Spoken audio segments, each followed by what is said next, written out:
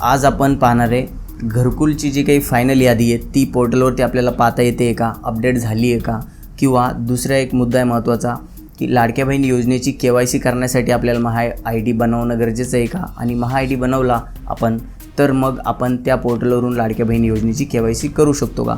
हे दोन प्रश्न सध्या खूप आहेत मनामध्ये सर्व लाभार्थ्यांच्या, ज्यांचे पण घरकुल यादीमध्ये नाव आलं की नाही आहे त्यांना बघायचं आहे, फायनल यादी बघायची आहे. तर बघा, फायनल यादी फक्त ग्रामपंचायतमध्येच सध्या आपल्याला पाहायला मिळते, आणि हे आपण सुरुवातीला जेव्हा यादी आली होती तेव्हा सांगितलं होतं एका व्हिडिओच्या माध्यमातून. तुम्ही जर माझ्या चॅनलवरती व्हिडिओ तो बघितला असेल, अजूनसुद्धा चॅनलवरती व्हिडिओ आहे. ज्या दिवशी याद्या आल्या होत्या त्याच दिवशी आपण सांगितलं होतं की याद्या तुम्हाला ग्रामपंचायतमध्ये पाहायला मिळणार आहे, आणि त्यानंतर ग्रामसभेमध्ये ठरवण्यात येईल, कोणाची नावं अजून ॲड करण्यात येईल, कमी करण्यात येईल, आणि त्यानंतर फायनल याद्या होतील तयार, आणि त्यानंतरच घरकुलं वाटले जाणार आहेत. पण मित्रांनो, लोक यूट्यूबवरती सर्च करतात की फायनल यादी कशी बघायची, फायनल यादी कशी बघायची, आणि त्याच संदर्भामध्ये काही मोठमोठे यूट्यूबर्स व्हिडिओ बनवत आहे की फायनल यादी आता अपडेट झालेली आहे आणि तुम्ही अशी पाहू शकता. परंतु आपण त्या जुन्या व्हिडिओमध्ये सांगितलं होतं की अशा स्टेप तुम्हाला दाखवल्या जातील आणि यादी बघा असं सांगितलं जाईल, यादी डाउनलोड करू शकतो असं सांगितलं जाईल. परंतु जे काही याद्या तिथे डाउनलोड होणार आहेत त्या फक्त जुन्या याद्या आहेत. नवीन याद्या आपल्याला सध्या ऑनलाईन कुठल्याही प्लॅटफॉर्मवरती पाहायला मिळत नाही आहे. तर एक गोष्ट लक्षात ठेवायची, अशा प्रकारचे व्हिडिओ आपण बघायचे नाही. आणि माझी त्या सर्व यूट्यूबर्सनासुद्धा विनंती आहे जे 7-7, 8-8 लाख सबस्क्रायबर घेऊन बसलेले आहेत, त्यांनी अशा प्रकारचे व्हिडिओ नाही बनवले पाहिजे. लोक तुम्हाला कमेंटमध्ये शिव्या देत आहे, तुम्ही त्यांना सांगताय की आम्ही फक्त माहिती देण्याचा प्रयत्न करतो आहे, परंतु तुम्ही माहिती जर चुकीची देत आहे तर ते माहितीचा काही फायदा नाही आहे. लोकांचे 4-5 मिनटं 7 मिनटं व्हायला जातात. तर कृपया अशा प्रकारचे व्हिडिओ नका बनवू, आणि यानेच तुमचे जे चॅनल आहे त्याची रीचसुद्धा कमी झालेली आहे. जर तुम्ही अशा लोकांचे व्हिडिओज जाऊन बघितले तर त्यांचे व्ह्यूज येत आहेत फक्त 1,000, 2,000, 5,000 जास्तीत जास्त, आणि त्यांचे सबस्क्रायबर्स आहेत 8 लाख, 10 लाखापर्यंतसुद्धा सबस्क्रायबर्स आहेत.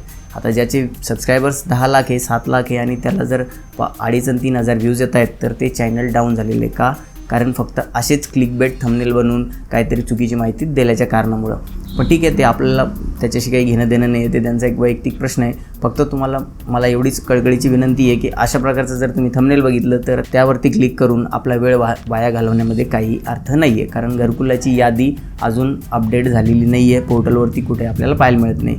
जर तुम्हाला बघायचीच असेल तर थोडेसे कष्ट घ्या, आपल्या ग्रामपंचायतमध्ये जा. ग्रामपंचायत काही दूर नसते आपल्या गावापासून, गावातच असेल, आणि एखाद्या वेळेला थोडीशी दूर पण जायचं काम पडत असेल तर जास्त दूर तर नसतेच. तर ग्रामपंचायतला जा, एक दिवस द्या, तिथे तुम्हाला तुमच्या याद्या पाहायला मिळणार आहे. तुमचं नाव असेल तर तुम्हाला पाहायला मिळेल. जी काही माहिती तुम्हाला ती ग्रामपंचायतमधून खरी माहिती तुम्हाला मिळून जाणार आहे. आता प्रश्न राहिला लाडक्या बहीण योजनेच्या KYCचा. तर लाडक्या बहीण योजनेची KYC अजून कुठल्याही पोर्टलवरती सुरू करण्यात आलेली नाही आहे, आणि जो महा ID आपल्याला बनवायला सांगितलं जात आहे तो फक्त लाडक्या बहीण योजनेसाठी नाही आहे, तर गव्हर्नमेंटच्या तिथे भरपूर योजना असणार आहेत. आता सध्या मी बघितलं नाही आहे की किती योजना अजून तिथं अपडेट झालेल्या आहेत, परंतु एक पोर्टल राज्य शासनाच्या माध्यमातून बनवण्यात आलेलं आहे.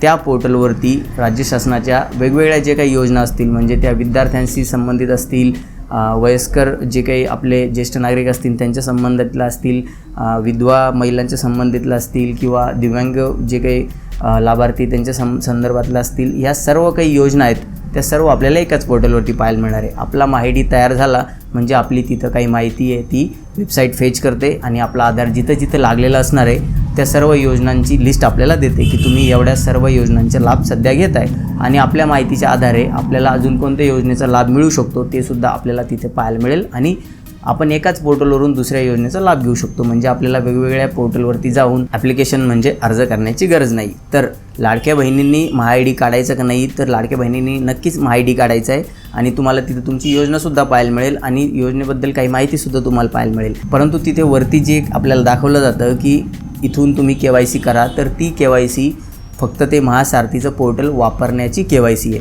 आता तुम्ही जर नवीनच महा ID बनवला तर तुम्हाला 2027मध्ये दाखवलं जाईल की 2027मध्ये तुम्हाला KYC करायची आहे. ते तुम्हाला तिथं डेट पाहायला मिळेल.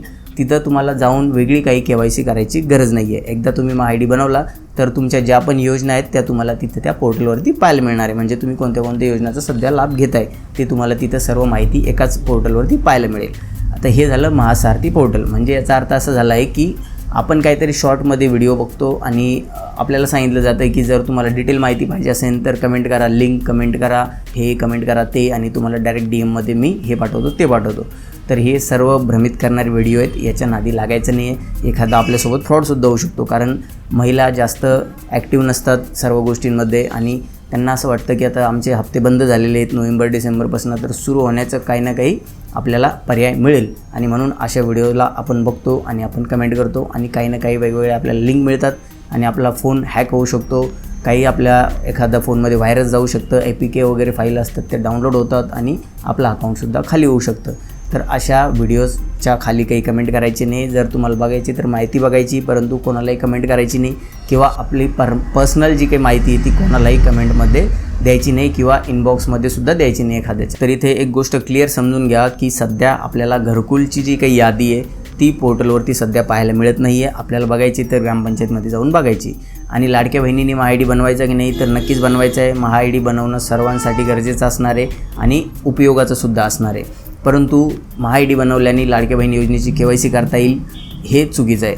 तर ही गोष्ट आपल्याला लक्षात ठेवायची आहे. बघा, दिलेली माहिती जर आपल्याला आवडली असेल तर व्हिडिओ नक्की लाईक करा आणि आपल्या सर्व मित्रांबरोबर या व्हिडिओला नक्की शेअर करा. भेटूया नवीन माहितीसह नवीन व्हिडिओमध्ये. तोपर्यंत धन्यवाद.